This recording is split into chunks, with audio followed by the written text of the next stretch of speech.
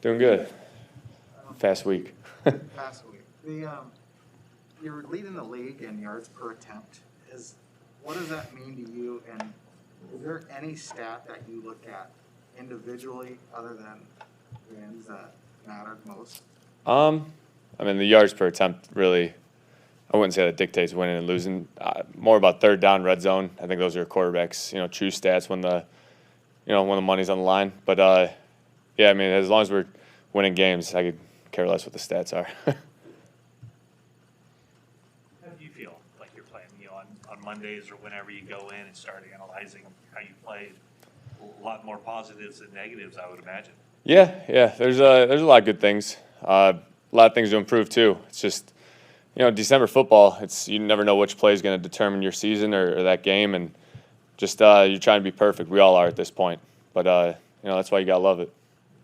You mentioned that your offense is getting more and more confident. Do you feel that way, and what do you think what's helping you stay confident?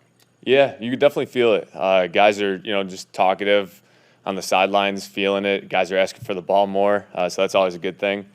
But I think it just goes back to us being in a rhythm. It starts with Kyle calling plays, but just the way we're executing on the field, you could feel it. I don't know if you could see it like we feel it in the huddle, but there's definitely a point in the game when we get into a rhythm and things are rolling. You played the Titans obviously when you first got here in 2017. What just top of mind when you think about that game? Is there a moment of play that strikes you? You're talking 3 years ago, or 4 years ago? Yeah, geez. I mean, the 2-minute drive was pretty sweet. That obviously holds a close place to the heart, but much different team. They're actually more similar to the Texans we played that year, just with Mike Vrabel being at Houston then. So some similarity there, but yeah, just much different team. But that was a very exciting game. Their safety seemed to be having a good year in Tennessee this year. What kind of challenges do they present to you as a quarterback in the chess match? They're very smart. They're just football players, though. They play within their scheme, but they've been playing together for a while now, and you can tell that the communication's pretty clean between them. They really don't give you a lot of easy completions, I'll say. They like to press it, kind of get up in receivers' face and challenge those guys, and it'll be a good challenge for us. They're good players. How do you balance the desire to be perfect with the knowledge that one play can change everything in December, with the need to be aggressive and bold and not be afraid to make a mistake? That's the line you tell. I mean, that's part of the position, I guess. You have to. I mean, there's a million things that go into those decisions, though. The situation of the game, what's going on, who's been making plays for you, the defense, everything they're doing. So there's a lot that goes into it. But you got to be aggressive. When you stop being aggressive, I think it gives the advantage to the defense, and that's when they can get after you a little bit. So we got a good mindset here. It starts with Kyle and kind of trickles down to us, but we like where we're at. After the game Monday or Sunday, that the offense is changing. It's evolved from the beginning of the season. Have you and Kyle has there been more of a meeting halfway with, he's known as kind of being stubborn and this is what he wants from his quarterback. Has there been more of a kind of a melding of meeting each other halfway with what he wants and what you want? At times, yeah. I mean, it's Kyle's offense, so he has final say on that stuff. But yeah, I think there's a good balance. We're not doing just the old traditional stuff. We're mixing some of the new style of football, and there's a good balance that we have right now. We ran the heck out of the ball early on, and now we're kind of getting to more of a balanced attack, and I think that makes it pretty dangerous. I guess are you doing more stuff that you're more comfortable with and you feel maybe more natural doing? Whatever they put in, I'll be comfortable with it by the time game time comes. I don't know. Being a quarterback, you just have to adjust. I mean, there's some plays that in the game that you've never run before, maybe, and coach is putting it in. So there's that trust factor of, all right, I'm trusting you that you're seeing the right thing, and I'm going to go execute it. So there's a lot of back and forth, I guess you could say. Have you seen Trent Williams was in here before? It's talking about his documentary. Have you had a chance to see it? And if not, do you know just the extent of what everything he went through to get back out here? I haven't had a chance to see it. I heard phenomenal things about it. But yeah, I mean, what was it, Chicago? When we were in Chicago, we stayed right down the street from the hospital Trent was at. And I can remember talking to him. That was really the first, because I knew about it, but I really didn't know the extent of it. And that was kind of the first time that he opened up about it. I mean, that's real life stuff. It's different than football, different than everything that we're doing on a daily basis here. That's your livelihood, that's your life. So, just the man that he is, having gone through all that stuff, you really got to tip your hat to him, because there's not many people that could come out the other end and do what he's doing right now. You mentioned that the 2-minute drive against the Titans, and I think I have this right. You should never ask a question you're not quite sure about. It's never stopped me before. But I think, I think you were mic'd up, or someone was mic'd up, and before that, you were kind of saying, "Hey, this is going to happen," and then it unfolded. Given the fact that you were somewhat new here, do you remember the specifics of that and how you kind of knew how some of those things were going to unfold? Specifics, not entirely. I remember having a good feel for that defense. I think it was Dick LeBeau was the D coordinator. But yeah, we had a good feel for him. We were moving the ball early on in the game, and we kept, if I'm remembering this right, we kept getting field goals and stuff, and we couldn't sustain a drive, but we were moving the ball, and so I kind of had a good feel of that going into the 2-minute drive. So I don't remember the specifics, man, but it was a fun game. I know you're focused on Thursday, but Christmas also right around the corner. So do you have plans for Christmas you actually have off, and what are your favorite traditions? Not really planning anything yet. Got the Christmas shopping done though, so that's a big one. Happy about that. Traditions, no, just normal stuff. Christmas morning, open the gifts with the family. Yeah, just normal stuff. But yeah, we'll handle that when we get there Friday. Do you do any special gifts for your O-line? Oh yeah, every year. I get a kick out of doing that. I can't give it away yet. They're gonna get those soon, but you guys will find out.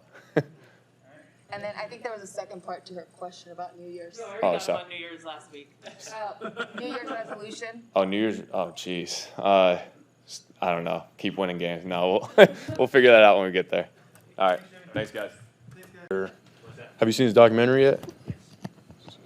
Fantastic. I mean, most of the guys didn't even know that was part of his story, what happened, the cancer and staring death in the face. That's wild stuff. I mean, and it makes sense too, because he always talks to the team about play this game as if it was your last snap, and it's real. He's felt that, and that you see it in his play every week. That's why he's such a dominant. I mean, he's been dominant all along, but he's playing the best ball he's ever played. So You just said that to him, my inspiration right there. Uh-huh. Is that what you're referring to? yeah. And I mean, in every way, he's the best one of the best offensive players in the game. So it's an easy guy to get behind. You guys always show so much respect of him. Does it, crank it up that much more when you realize exactly what he went through a couple of years ago? Yeah, I mean, it just takes on a whole different, perspective when somebody goes through because to us he's like Superman. He's untouchable. He's known as the silverback out there because of how dominant of a force he is. But the fact that he's gone through such adversity and his life away from football and kind of making it out and still playing at the highest level ever is, it's insane. Good. All NFL teams want to be physical and be bullies and all that, but it sounds like the way your coaches and people talk about the Titans, they really, really want to do that, kind of like you guys. Do you see kind of, if not a mirror image, but kind of a similar mentality when you watch them? Yeah, I think Kyle painted a perfect picture kind of in our team meeting today, showing some clips of their defense and their offense, and especially the entire team of how their style that they play, showing it, playing and play out. That's exactly who they are, who they want to be. That's who their coach was as a player, who he is now. It goes throughout the entire organization. So it's just kind of going to be one of those games where, you got to really strap up your chin, strap tight, make sure your pads are right, because you're going to have to bring it. Is that a good opponent to play on a short week then? That's more of a, all right, you and me kind of thing, as opposed to worried about a million different little things outside of it? Short week when you're the most sore, it only makes sense, right? From a scheme standpoint, I'm sure it's it's I mean, that's just kind of how this time of year is teams want to run the football and dominate the time of possession, field position, all those type of things kind of play into just this end of year type of NFL football and going into the playoffs. And so it works out pretty well going in Thursday night. Just like I said, is play ball. In general, how tough do you think these Thursday games are for NFL defenses, given the soreness, given the fact that you're not fully physically recovered from Sunday yet? I would say it's more of like a unique situation and something that you learn as you go throughout your career. Like I learned in my first season playing on Thursday night here against the Oakland Raiders, and then going into my next season, like you learn more as you go through it. You kind of learn from the vets of how to prep through the week, recovering, taking care of your body, and going on the road is much different than playing at home on a Thursday night game. Like that kind of, at home you more so you get to obviously it's different. You're at home, you have your stuff to kind of use to recover and get ready for the game. So on the road it's a little different. So that's when you got to use the vets and guys who have been through it to figure out, okay, what's the best way to go about this and make sure I'm ready to go come Thursday night. What would you say is the biggest challenge in something like that? I'm sorry, say the last part. What do you feel would be the biggest challenge for something like that to prepare when you have to travel? I think just little things that make the biggest difference, probably sleep and hydration. When you're getting on a plane at any length or any distance, hydration is something is crucial, even if it's not even just a Thursday night game, quick turnaround. I'm talking about just in general. Little things like that go a long way in making sure that your body's alert. Muscles are pliable enough to take those hits and be explosive enough to make the plays that you want to make.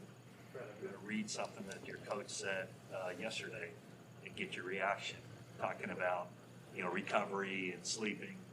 He says, I feel like we have a pretty nerdy group when it comes to after games. They make up for it in the off season, I'm sure, though. So have you heard that quote? And what do you think? Is it a nerdy group of guys? I guess that's a way to put it. It's a different group. I'll say that. It's we all love football. I know that we love football enough to know that you got to know when to dial in and when to let loose, I guess you could say. So I guess that part of, using the offseason in that aspect of it, we know that stuff will be there later on. Right now is the time to put your complete focus on football. We haven't had, I'm pretty sure almost nobody on this team has had a Christmas where you're not practicing or have a game. So we take care of business right now, then your Christmas will be a lot better after a win than a loss. So Fred, you do get to celebrate Christmas this year. How will you be spending it? What are your favorite traditions? So I'll be spending it at home, fiance and a little dog. My traditions growing up, my family is very just heavy family oriented. Being together on Christmas and exchanging gifts, stuff like that. So I haven't had one of those in a long time though. Now going into the different part of my life where I'm starting to kind of make my own family, create my own family, but still want to, make sure get that family time as much as possible. I'm going to sneak in another holiday one too. New Year's is right around the corner, so what are your wishes for 2022? Well, the first thing that came to mind was the Super Bowl. So we got to take care of Thursday night first. In the first quarter, you hit Kyle Pitts quite hard over the middle, and then you did this. What was that? Was that like a little mini stinger, or was that just making sure everything was so Oh, no, that was just me being cocky. No. It was also, I felt Marcel come in on that side and hit me as I hit him, so I was like, oh, Sil, all right, well. But, yeah, no, it's fun out there. All right, guys. Appreciate it. How did your movie premiere go? Oh, it went good. It went good. I was so thankful to see, my teammates come out and support. So, I thought it went pretty well. I saw it and I was impressed. I don't know what the right word is. I mean, I didn't realize the extent of the surgery. I'm wondering if you got that feedback from others who've seen it, from teammates, and what their reaction's been like. Yeah, generally, everybody pretty much echoed the same thing. I was super shelled off when it happened, so I didn't let a lot of people in on what was going on. So I think with this doc coming out, a lot of people who wondered, a couple years ago and just didn't have a full grasp on the whole situation, I think this will help fill in the blanks. You say in the movie that you're a private person. Why share your ordeal this way with a film? I was able to kind of see the impact that it had, with people who around the world who were dealing with the same things. And, I got an overwhelming amount of support messages and stuff when it finally came to the forefront of what I was dealing with from people who dealt with the same thing or was dealing with the same thing. So me personally, I was happy, super blessed to get through what I got through, but to know that I can help somebody else get through those same rough times, to me, I feel like it was a no-brainer to kind of help, put that story out and share the testimony and see who all it can help motivate. So you get checked out periodically just to make sure everything's cool? Yeah, every 6 months. Yeah. Right before camp. Is that just always a stressful time, or do you just feel good about where you are? No, it's always stressful. You never know, especially with something like this. Like I said, I had no idea for the 5.5, 6 years I had it. So, going in to do the checks, this is a little bit stressful. Does it come across your mind, though, Trent, when you're out on the field and blocking somebody and maybe throwing a big block and having fun, going, yeah, this is why I came back? I definitely sit back and kind of take it all in sometimes.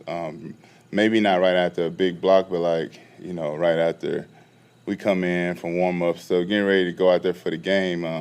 There always is a moment in time to where I just kind of think back to where I didn't think this was ever coming back.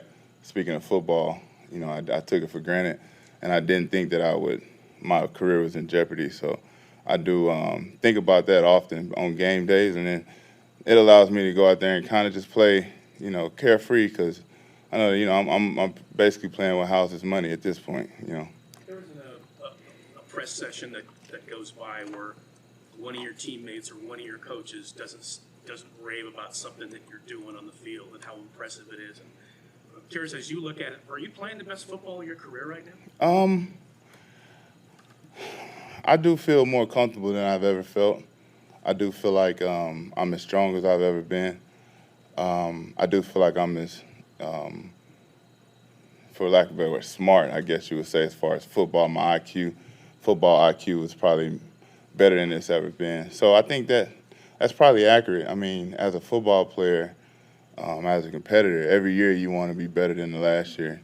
So I think that's my goal. It always has been my goal. So if this year is better than last year, I hope so. But that's the plan, In the Pro Bowl voting, you had been kind of lagging down there, 8 or so, and I don't know if it had any impact. It certainly didn't hurt you. George came out and talked about what a bogus deal that was, and then all of a sudden you go up. So what does it mean to hear, those kinds of unsolicited testimonials about you as a player, and then see it translate into the top vote getter at your position? Yeah, just going to the support that I get from the locker room. I mean, it's unreal. It definitely takes me back a little bit to have people that will stand on the table and argue on my behalf. I've always felt like, I was the best in the game, but I'm not very boisterous about that. Like, I don't brag. That's just not my type. And I know some of my teammates want me, to kind of put it in people's face and be a little bit more talkative about it. It's just me personally. It's just not me. But to see my teammates and guys I go to war with, guys that I look at as family and as brothers, to get, take their time where they could be promoting themselves, and to throw me in the mix and to, bring awareness to me, it's heartwarming, man. And I think that's just it goes to show you why this team can overcome adversity, is because we're so close. and it's such a close-knit group. Did you have a chance to talk to George before or after he said that? I did not. I still haven't. I mean, you know, we got so much going on right now. I plan to pull him aside and tell him thank you. But I've always, you know, told him thank you. He's always said, you know, good things about me to anybody. And George is an unbelievable teammate. I mean, he's the best tight end in the world, but, you know, he's an even better teammate. And I think from just going, not even going on what he showed, support he showed for me, but even going back years, support he shows for Jimmy, for everybody else, you know, on the team, anybody. It just shows you what type of guy he is, and that's why the locker room, the chemistry is the way it is. I know you've never faced Nick Bosa in a game, and I don't even know if you've had a true live rep against him, but can you address what an offensive lineman is dealing with from your perspective, just from what you see during games and the way he plays? You're dealing with everything. You're dealing with a guy who is, I mean, you know, and I try to stay out of these conversations because I have a biased opinion, but, I mean, when you look at the NFL right now, who would you take over Nick Bosa? I mean, to me, I feel like he's probably playing some of the best football that in the NFL right now from the edge position. And, you know, I feel sorry for the offensive tackles. I really do, because I've had full speed reps against him, and we go one-on-ones, and, you know, that's full speed. We're not taking it easy on each other. And he has the full array of everything you would need. If you was to go into a lab and create a pass rush, and Nick Bosa would walk out. And so I think that's what makes him so hard to deal with. You talk about speed, you talk about quickness, you talk about power, and then you add on the technique and the skill. And you put all that into one person, into a body that's able to do physically anything, you get a player like Nick Bosa. And you know, it sucks for the other team. I'm glad I ain't got to deal with it, but, you know, even chips, and it don't really matter. He doesn't stop. His motor is unbelievable. So, you know, I feel like he is the best in the game at this point. You know, I know people probably say I'm bragging on him or I got a biased opinion, but people also a few months ago when I said that he looked better and stronger than he did before the injury, and everybody kind of looked at me like I was crazy, and I think it's kind of starting to unfold right before our eyes. I'm trying to think, in the practices, did you go against his brother a lot? No, I played against his brother, though. I played a full game against him. Yeah. Still Nick is your guy?